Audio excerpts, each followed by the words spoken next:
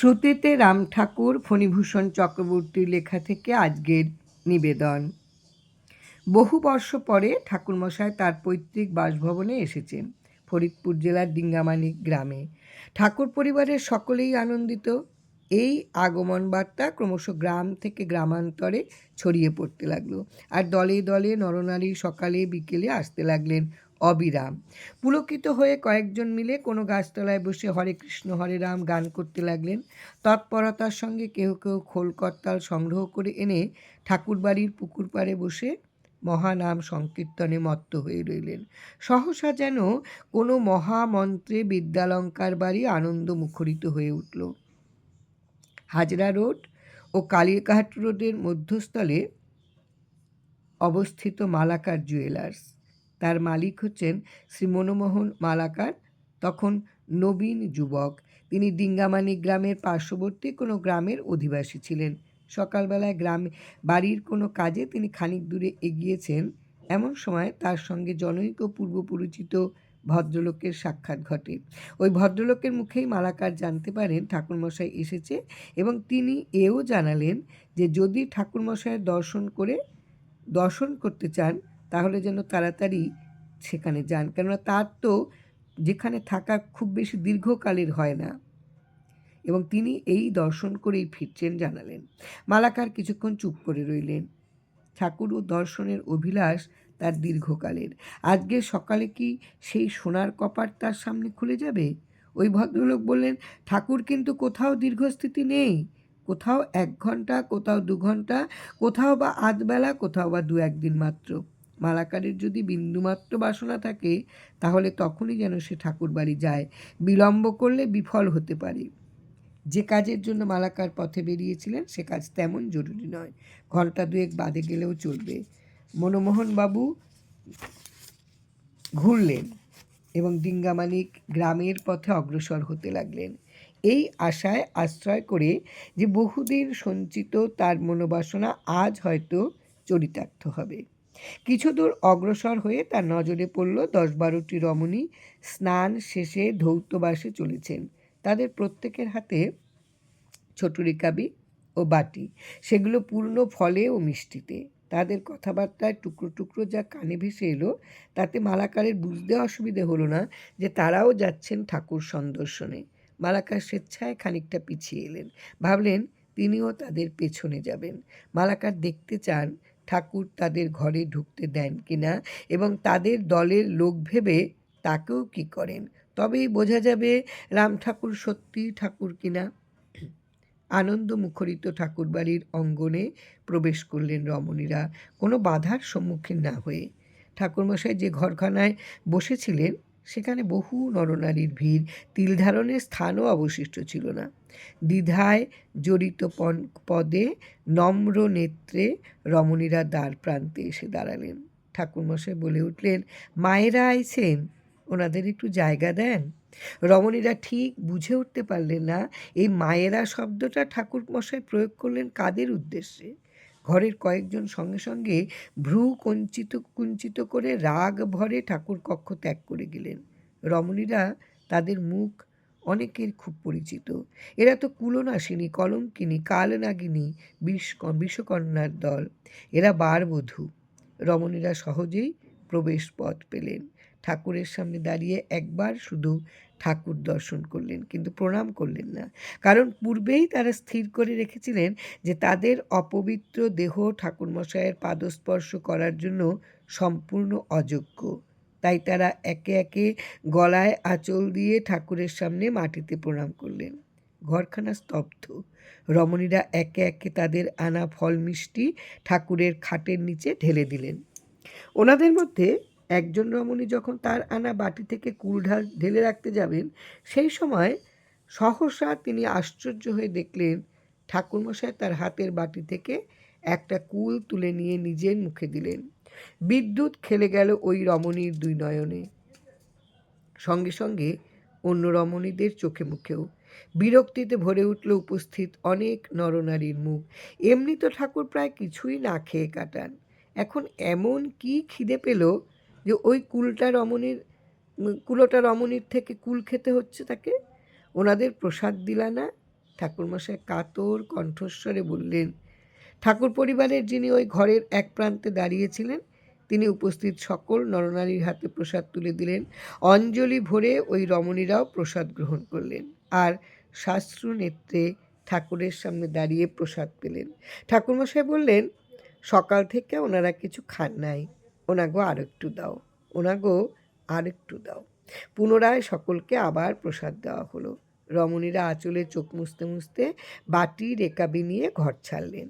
ঘরের একজন ফিসফিস করে তার পাশের লোককে বললেন, ঠাকুর তো দেখছি পতিতার সঙ্গে আমাদের এক পংক্তিতে বসিয়ে পাত পেতে দিচ্ছেন।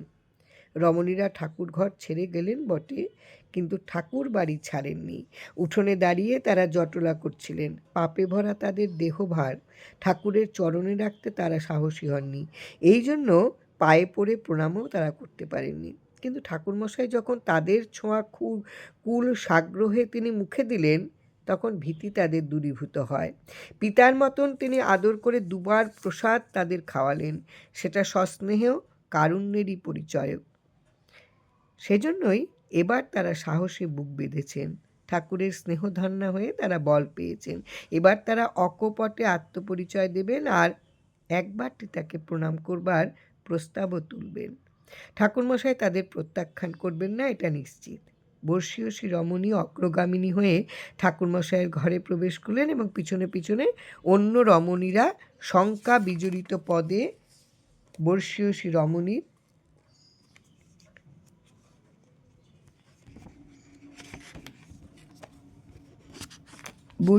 রমণী কিঞ্চিত কুণ্ঠাভরা কণ্ঠে সলজ্জ দৃষ্টিতে আনত মুখে বললেন, ঠাকুরমশাই, আমরা কিন্তু বাজার থন আইছি।